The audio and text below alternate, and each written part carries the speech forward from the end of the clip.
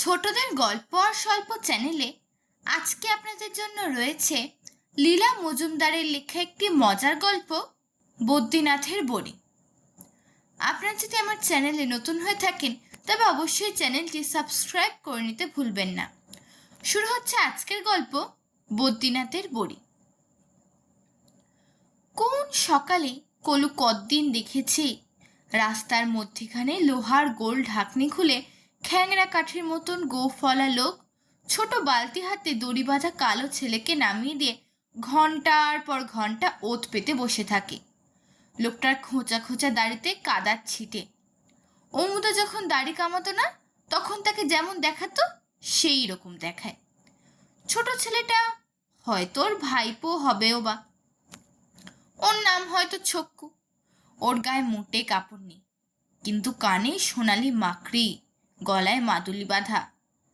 বুবু বলে নাকি সত্যি সোনার নয়, ওরা গরিব কিনা খেতেই পায় না, ও পেতলের হবে।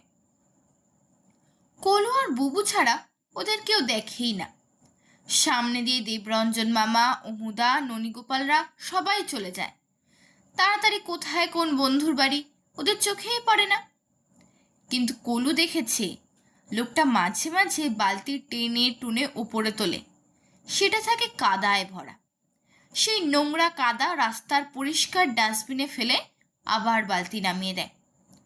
কাদা ছাড়া আর কখনো কিচ্ছু ওঠে না।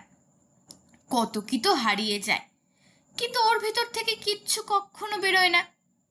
দাদা বলেছিল বিদ্যাধরী নদীর সঙ্গে ওর সোজাসুজি যোগ আছে। ওর ভিতর কুঁদো কুমির ছেলেপুলে নিয়ে হুমো দিয়ে থাকে। কই, বালতিতে তার ডিম টিম তো কখনো পাওয়া যায় না। দাদার ফাউন্টেন পেন হারিয়ে গেল, চিনুদার কবিতার খাতা হারিয়ে গেল, বদ্রীনাথের নতুন চটি হারিয়ে গেল, গোড়া মামার বাড়ি নেমন্তন্ন খেতে কি সেই দিনে আবার পাল সাহেবের ছাতাও গেল হারিয়ে, ছর্দির চুড়ি ড্রেনের ভিতর তলিয়ে গেল।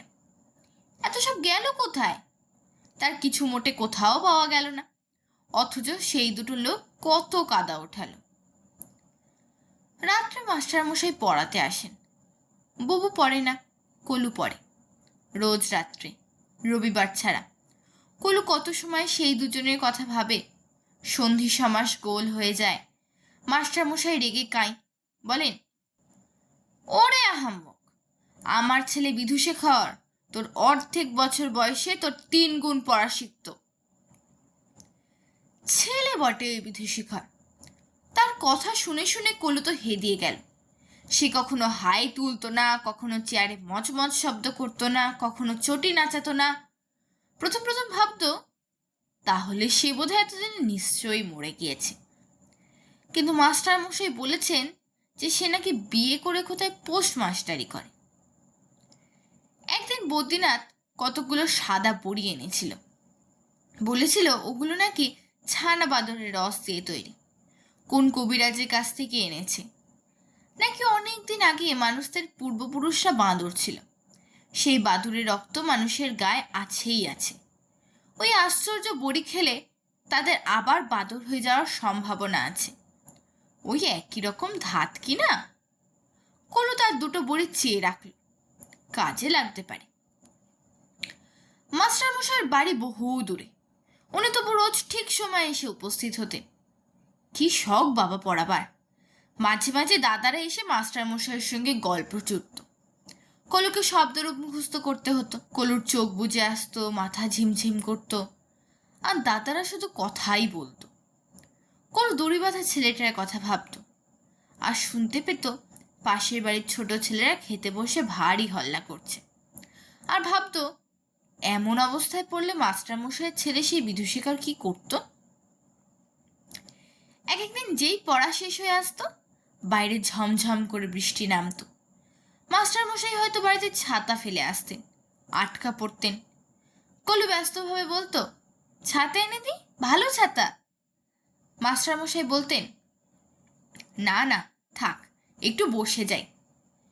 কলু আবার সেই মচমচে চেয়ারটাতে বসত।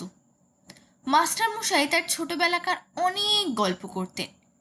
তখন বাবাও নাকি ছোট ছিলেন, একসঙ্গে স্কুলে পড়তেন।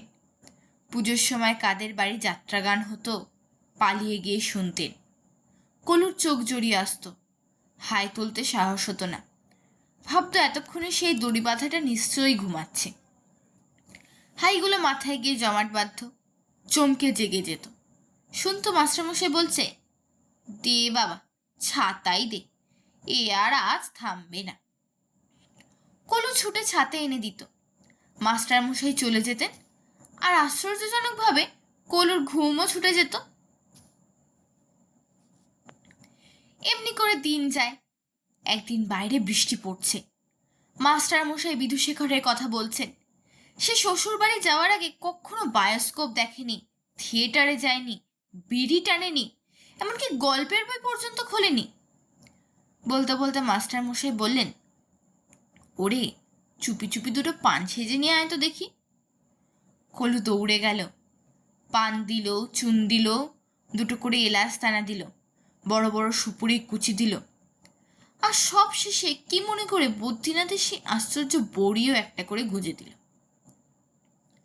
মাস্টারমশাই একটা পান তক্ষুনি মুখে পুরে দিলেন। একটা বইয়ের মতন দেখতে টিনে কৌটোতে পুড়লেন। কলু তাক করে রইল। প্রথমটা কিছু মনে হলো না, তারপর ভালো করে দেখল। মনে হলো মাস্টারমশাইয়ের কপালের দিকটা কিরকম যেন লম্বাটে দেখাচ্ছে, থুতনিটা যেন কেমন ঢুকে পড়েছে, চোখ দুটো কিরকম পিটপিট করছে। কলুর বুকের ভিতর কেমন ঢিপ ঢিপ করতে লাগলো। মাস্টারমশাই বাড়ি যান না কেন? যদি হঠাৎ ল্যাজ তুলে হুপ করেন? এমন সময় বৃষ্টি থেমে গেল। মাস্টারমশাই ধুতির খুঁটটা কাদা থেকে বাঁচিয়ে বাঁচিয়ে চলে গেলেন।